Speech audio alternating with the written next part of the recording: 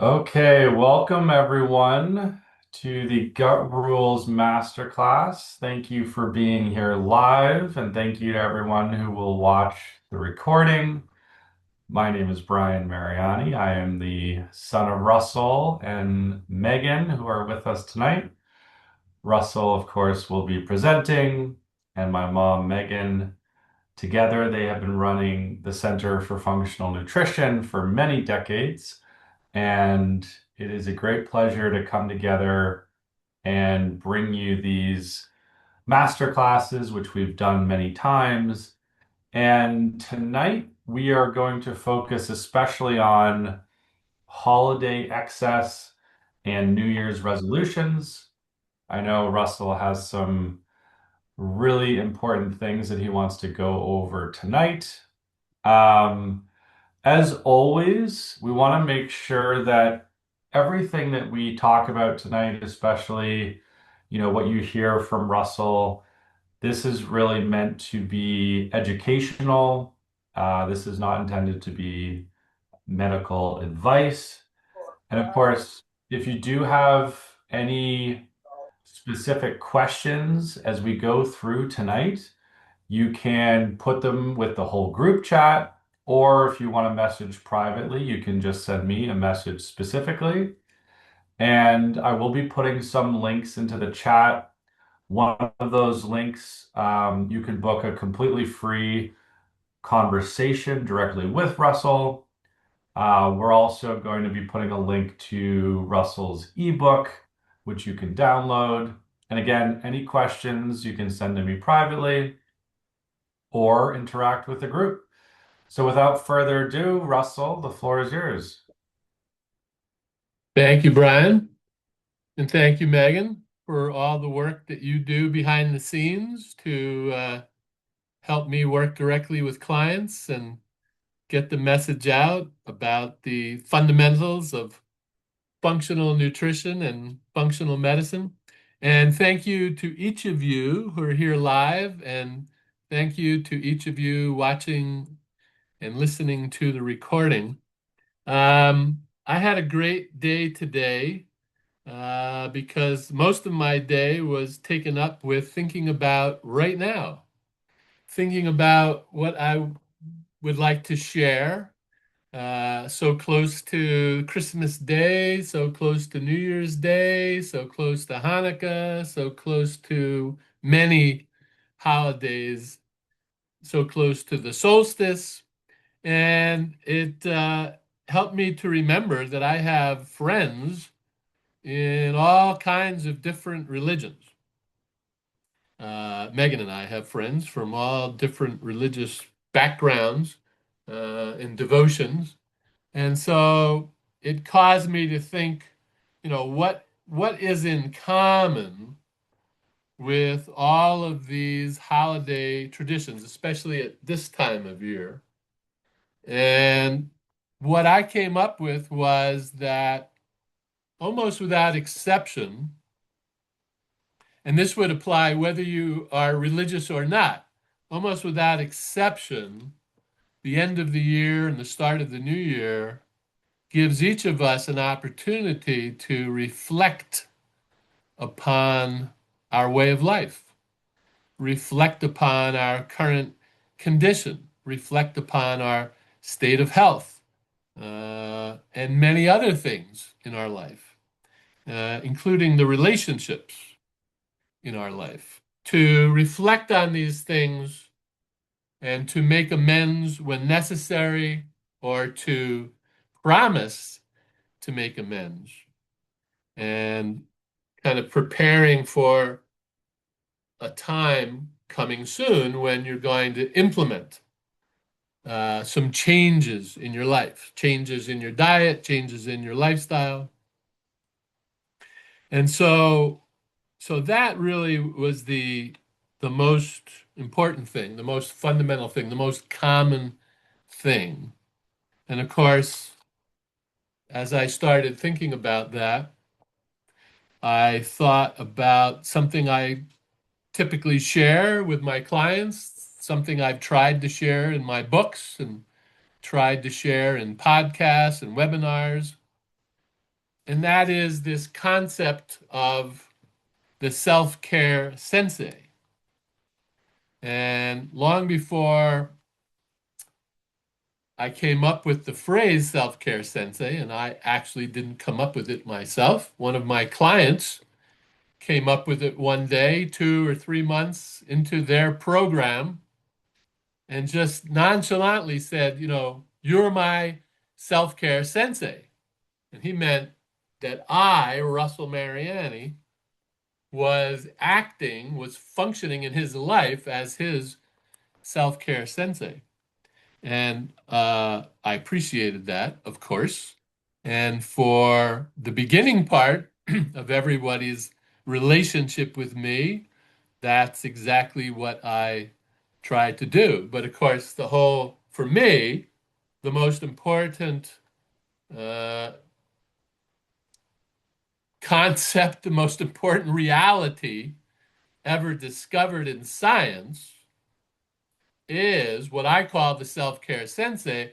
And what I mean by that is that literally, not metaphorically, there is not just a consciousness, but an actual ability inside our body, inside every cell of our body, that knows who we are, what we want, what our purpose in life is, what our destiny might be. And it knows, this self care sensei inside of us knows how to support us to achieve those things. And again, it's not a metaphor, it is a literal relationship, it is a biological reality. The more we learn about cells, the more we learn about how individual cells function, and then how cells function as a community, it's really quite amazing. And so I only learned of the word self-care sensei, in the last 3 or 4 years. But the concept, which is not a theory, but an actuality, I've known about for a very long time.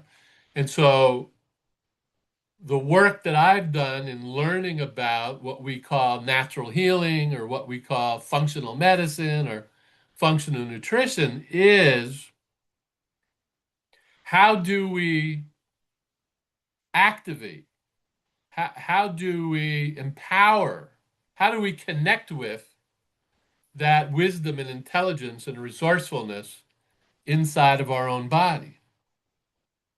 Because if you've ever met somebody who was truly perfectly healthy, physically healthy, not just in health, not being the absence of disease, but health being true vitality, flexibility, great sleep, no aches and pains, great energy, you would also find that that person is far more likely to be living a life in alignment with their purpose. You're going to find that that person is far more likely to be happy, to be fulfilled, to be satisfied. So I've known for a long time that one of the secrets to success in life, not just success in a business, but success in life, is to be physically healthy. And I've spent most of the last 50 years of my life learning how to facilitate that in my own life, in my own body, and mostly how to work with other people so that that becomes the reality in their life and in their body. So I just wanted to start tonight's conversation by remembering that we all have this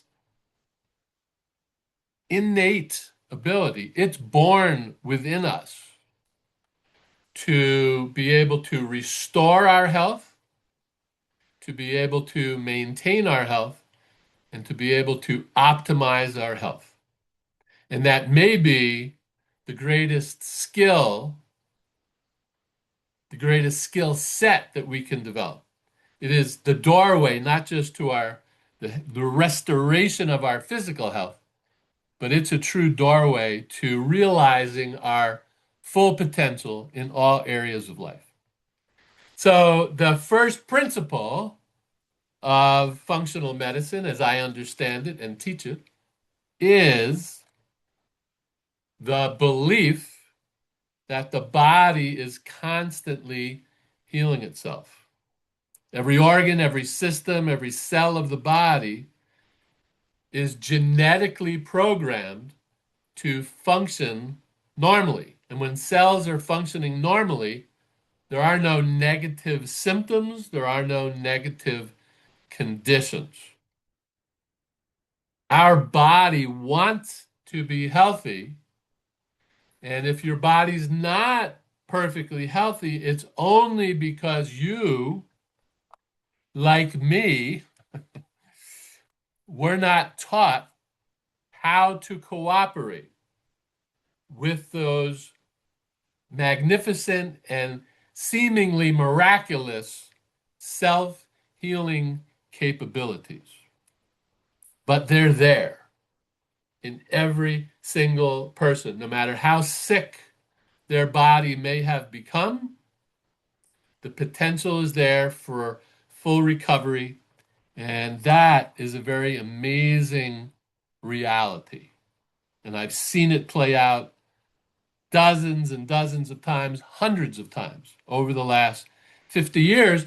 Had I not seen it with my own eyes, not just in my own healing process, not only in my own experience, but with many, many, many other people. So I not only know what's possible, I know what is almost inevitable if you truly learn what you need to learn and then practice what you need to practice every day. So, the second principle of functional medicine, as I understand it and teach it, is nothing is neutral. There isn't anything that you do that directly or indirectly impacts your physiology, like drinking water, drinking beverages, eating food, eating snacks, all those physical inputs. Not one choice, not one decision has a neutral impact on your physiology. Every decision impacts your physiology, and that impact is either complementary, which means it's going to awaken and empower the self-care sensei. It's going to awaken and empower the all of your near infinite capabilities for healing and the restoration of normal functioning in every organ, every system, every cell. Or the choice you make, the decision you make is insulting to that ability. And knowing the difference between the complementary and insulting habits, foods, beverages, influences in our life is the most important thing we'll ever learn. Knowing the difference is one thing, and then actively making the decision to either avoid mostly or avoid completely when necessary the insulting habits and influences and practice correctly and consistently the complementary habits and behaviors, then your body literally does the rest. Your body knows how to heal you. Your job is to cooperate with it fully as you're capable of, as completely as you're capable of doing. And my experience is that most people are capable, even when they don't believe it, they're capable with the appropriate coaching and education. that knowledge can be awakened within them, and eventually that the skill necessary to practice every day can manifest in anyone. So it doesn't matter what the condition is or what the symptoms are, we're all capable of healing ourselves. And if there is any good news on planet Earth, if there is any good news during the holiday season, that's really good news. So let me stop there. Now, just in the flyer that we sent out, which of course I wrote the content and then Megan and Brian put that together, I asked the question, what's the most important question we can ask before any decision that we make that affects our health? And that question is simply this: what nourishes me best? And I want you to think about that question. I want you to practice asking that question because that question is very different than asking the question, is this good for me? Is this bad for me? It's also very different than the question, is this complimentary or insulting? What nourishes me best? Very important question. And then the other things that we wanted to focus on tonight were, what are some of the most uh, insulting habits to avoid as we go into the holiday season, and what are some of the most complementary habits to be practicing as we go into the holiday season. And so I think I can easily summarize that the most important complementary habit is mindfulness, because mindfulness is going to put you in a closer relationship with your self-care sensei. And that's the most important relationship in your life. The relationship between you and you, the relationship between you and your innate self-healing capabilities. So, and mindfulness means that you're going to pause. You're not going to do anything impulsively. You're going to reflect. You're going to pause. You're going to be mindful, especially if you're not perfectly healthy right now and you want to get through the holidays without making yourself worse. You want to get through the holidays and come out the other side of the holidays feeling better than you feel today. This is the most important habit. And then, literally, the most common sense things that you would think about: you need to breathe consciously a couple of times a day. Every cell of your body needs oxygen, and most people go days and weeks and sometimes months before they ever stop and breathe consciously. Hydration. Every cell of your body needs to be properly hydrated in order to function normally. So that's a no-brainer. And again, we have a very particular approach to the issue of proper daily hydration. And it's on the website. We call it the water cure recipe. It's a very simple and very effective way to restore hydration and maintain hydration. Um, the other kind of most obvious things are get enough sleep and rest. Whatever you're going to eat mindfully, and that means chew more. Whatever you're going to eat, again, in this context of mindfulness, eat less. Eating less, even if you eat 3 meals a day, if you eat a little bit less at your meal, that's a form of intermittent fasting. And intermittent fasting is a very complementary health habit and it's very popular in the culture right now.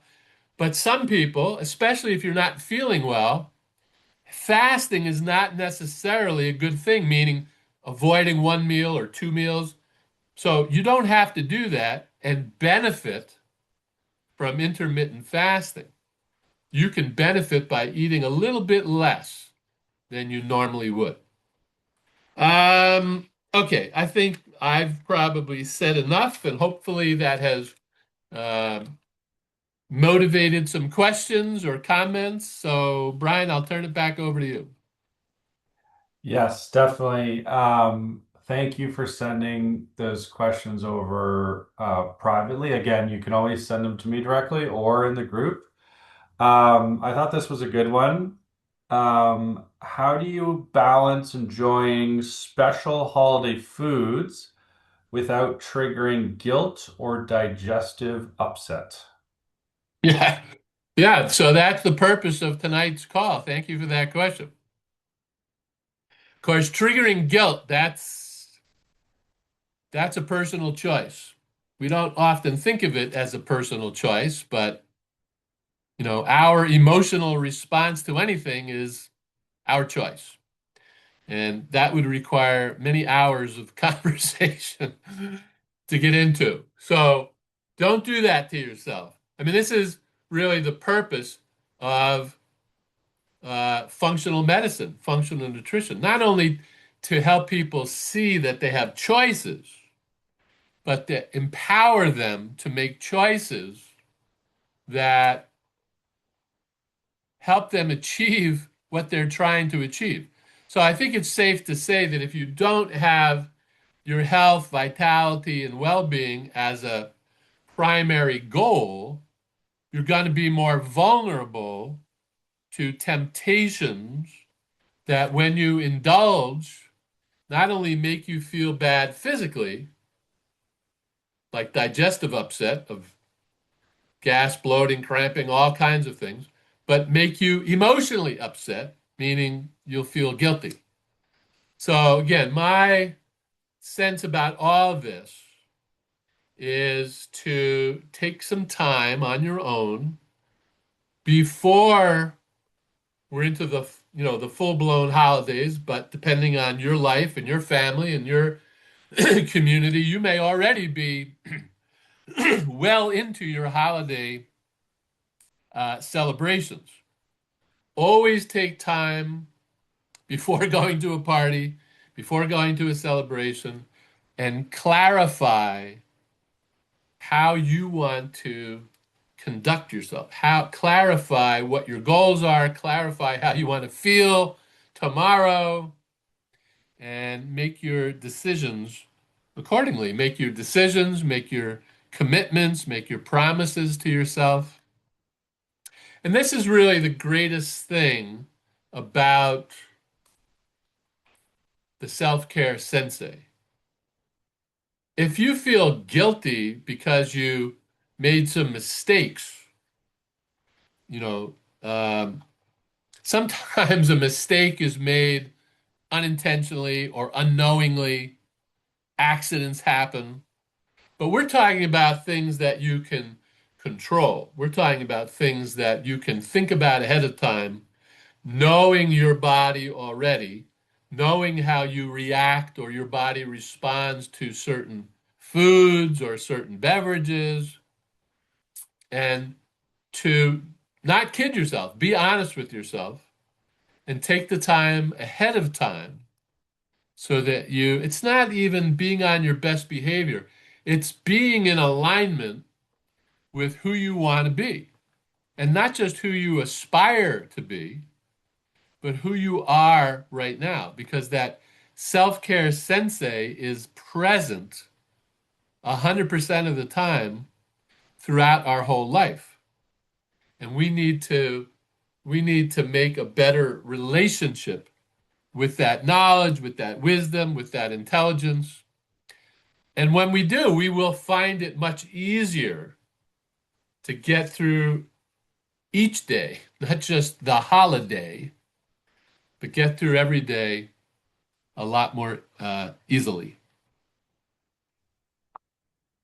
Okay, I think this question is good after that. Um, Really just specifically, how can I support my digestion when I am planning on eating richer foods over the next couple weeks? So the two things, the two most practical things. So under normal circumstances, and when I say normal, I mean let's assume that you're eating the ideal food, the perfect balance of grains and beans and vegetables and seeds and nuts and fish and chicken, whatever. An ideal whole foods diet. And you don't have to take any supplements before that meal, but you do have to chew it properly because chewing properly releases enzymes that your body makes. Your pancreas makes enzymes, your liver makes enzymes. They're enzymes that are produced from your stomach, enzymes produced in your saliva. And those enzymes break down the food and liquefy the food so that not only will you get optimum nutrient absorption from the food, but that when it's properly broken down and liquefied, you won't get gas. You won't get bloating. You won't get indigestion. That's how power. So literally chewing properly, and that means at least 25 times per mouthful that you're chewing consciously before swallowing. And depending on the food itself, it could be 30 times or 35 times. So, but the chewing is the vehicle to produce and release the full spectrum of digestive enzymes. So, if you're not perfectly healthy and you know you're going to indulge in richer foods, richer than normal, the easiest thing to do is can make the commitment to chew properly and take two or three or five or six capsules of supplemental digestive enzymes. If you don't have a product that you know and trust and have used in the past, you can go to your local health food store and simply ask their in-house nutritional expert what is the best supplemental digestive enzymes in a capsule that they would recommend. And I have been making this particular recommendation for over 30 years, and it's amazingly effective. Keep in mind that depending on your current condition, depending on the food that you're eating, one or two enzymes might be enough, but you might need four or five, you might need six or seven. So uh, nobody can tell you that. You have to experiment with that. But that's the simplest, the easiest, and the most effective way to make difficult to digest food more digestible. Awesome. We did have a few questions come in kind of about the new year because this is our last um, masterclass of the year. So I'm going to move to those. The first one here is, how do you set a gut rule based New Year's resolution that actually lasts? Oh, that's a great question.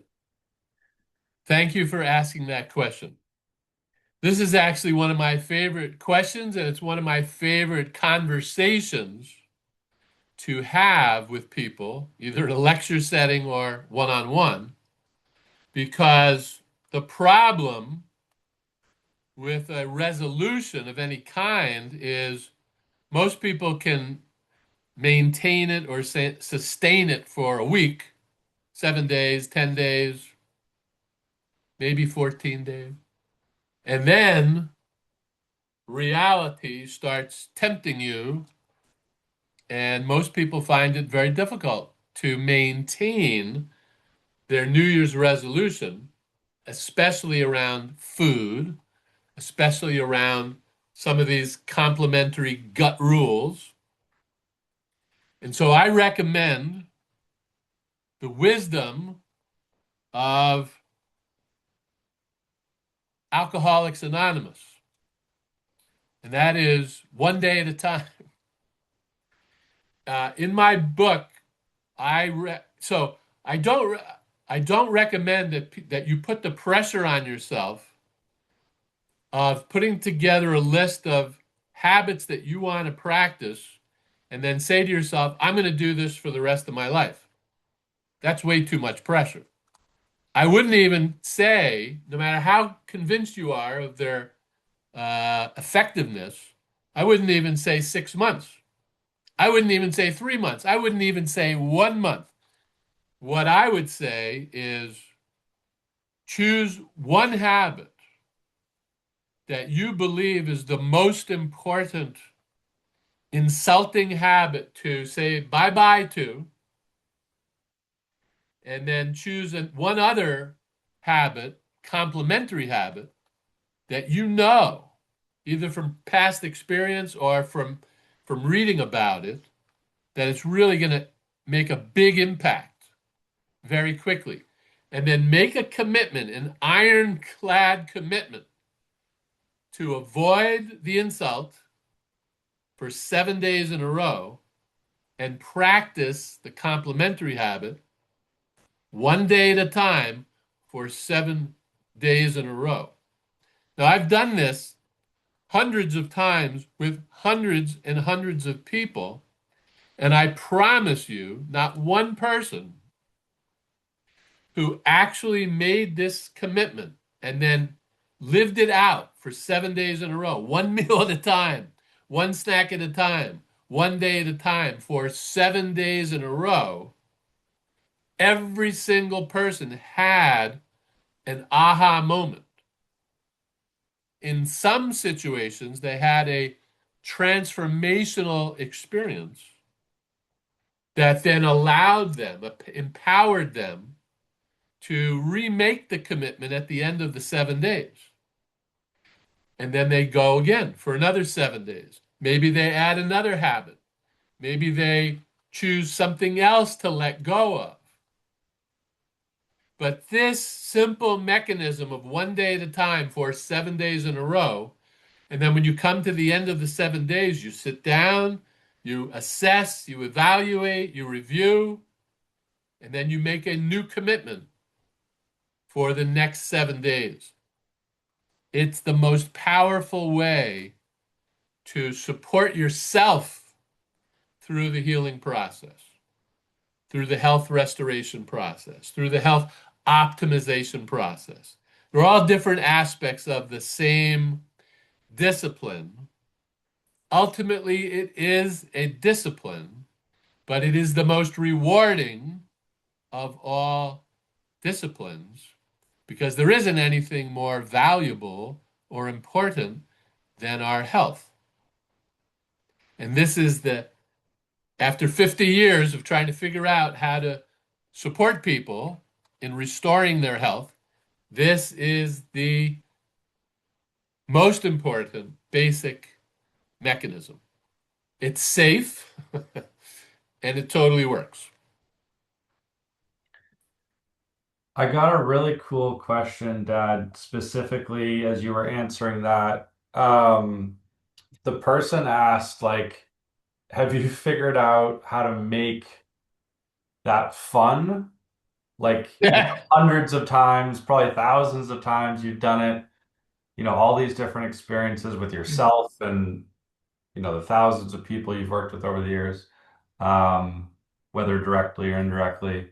Um, like, are there ways to make it fun or enjoyable? Any insight? Yeah, that's another great question. And I'm going to block my video for 10 seconds. I have a heater on in my room, It's starting to get too warm, so I'm going to turn it off. Hold on one second.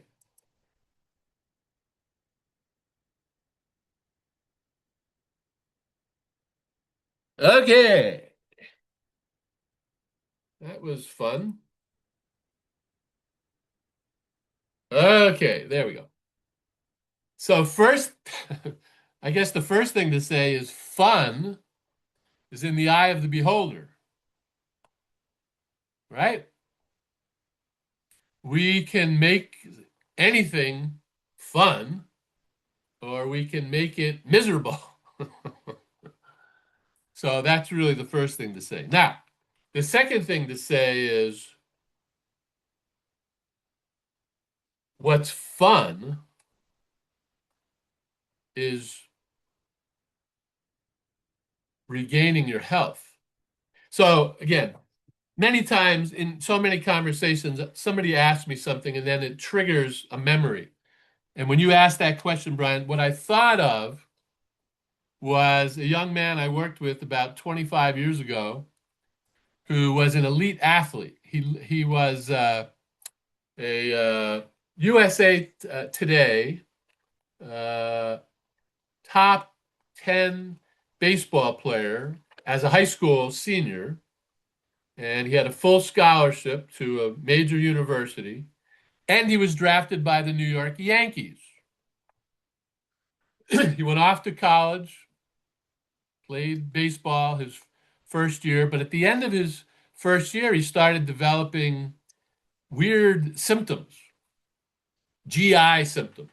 At the end of his second year, he had full-blown colitis, full-blown ulcerative colitis. By the time he graduated, he missed his graduation because he couldn't leave the house. His condition was so extreme and so severe. Now, that young man went through my program, and after about 3 weeks, I had my weekly meeting with him, and he swore on a stack of Bibles that he was doing everything I had asked him to do, doing the hydration, and he was taking the supplements, he was eating certain foods. And I said to him, but you've had no improvement at all in your symptoms. He said, no, no improvement at all, same symptoms. I won't explain the symptoms because they're pretty gross. Multiple terrible loose bowel movements every day. I said, okay, I have a short list of habits that I go over with people when they tell me they're doing everything correctly and not improving. So bear with me and we're going to go through this list. And I got to number 4 or 5 or whatever it was. It could have been number 1 actually. And that was chewing your food properly. And he said, yeah, I don't chew my food properly. And I said, what do you mean? He said, well, I eat very fast and I don't chew very well. I said, okay. I made him, this was 25 years ago. This was before, not before the internet, but it was before Zoom. And I had him write me a letter saying that he promised to chew every mouthful of food 100 times, not 25 times, not 50 times, 100 times, because his condition was so severe. And I had done this myself many times when I was studying natural healing back in the late 70s. I lived in a study house with about 25 other adults, and we used to have 2 meals every week, evening meals, that we called silent meals, so we could practice our chewing. I tell that story to people all the time, and they find it hard to believe that adults would have a chewing experiment or a chewing exercise.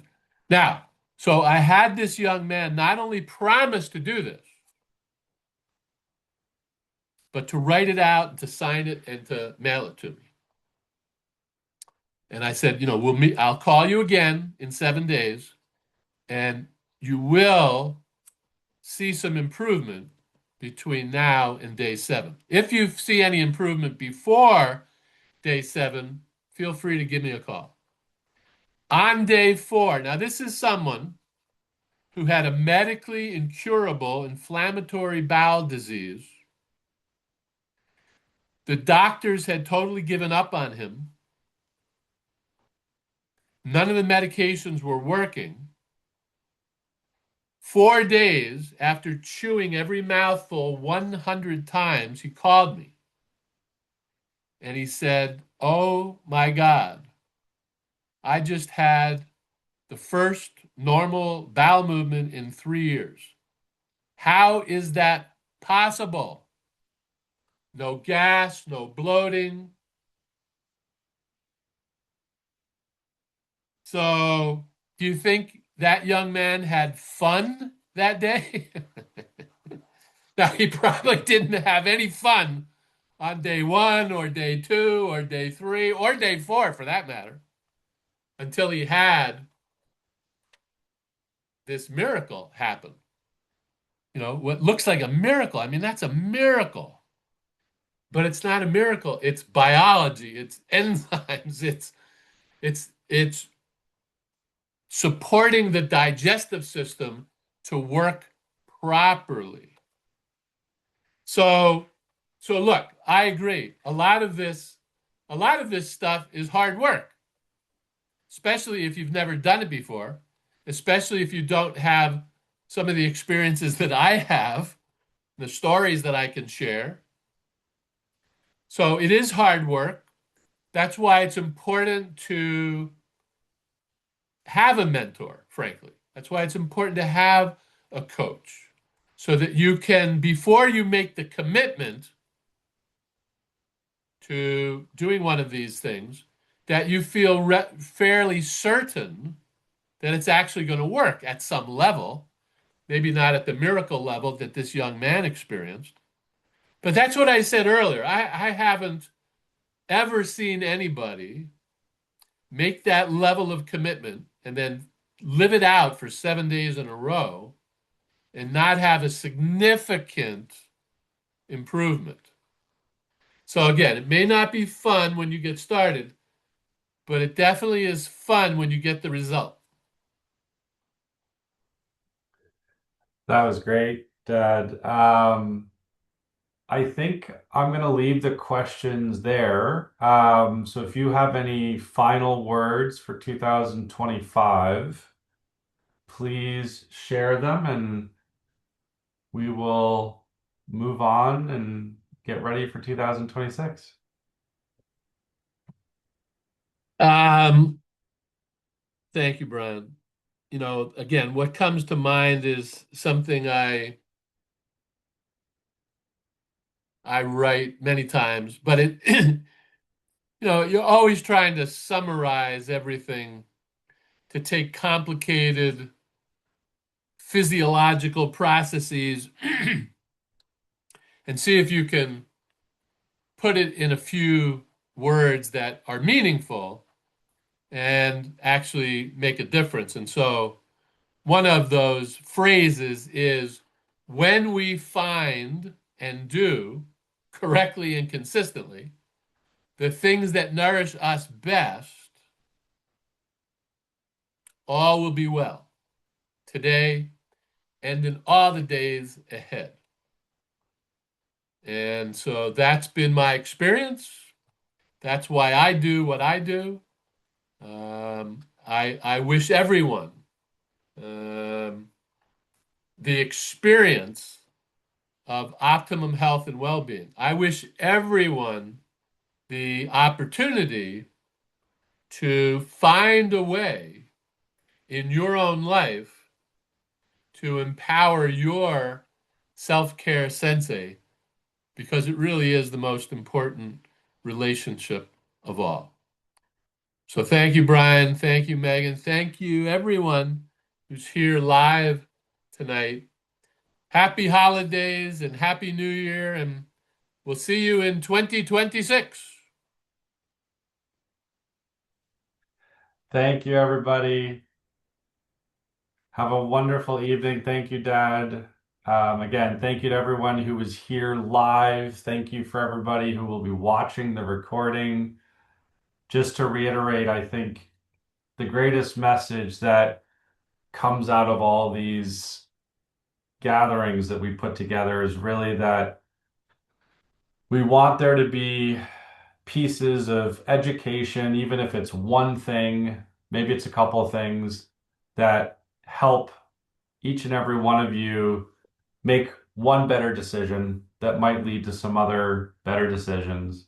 And over time, you can find yourself in a really abundant place of health, happiness, and everything.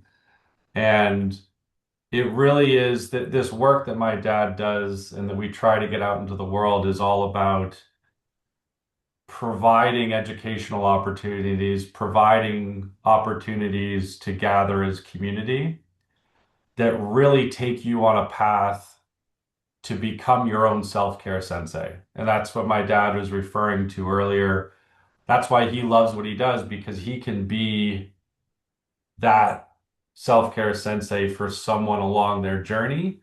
But ultimately, where he wants us all to be is to be that person for ourselves and then to pass that on, to give that gift to somebody else. And so I can say with complete assurance that from my dad and my mom and myself, if there's a gift that you could give anyone over this holiday season, it's something like that. It's a piece of education, it's a book, it's a podcast, it's, one sentence like the one that my dad left us with a few minutes ago.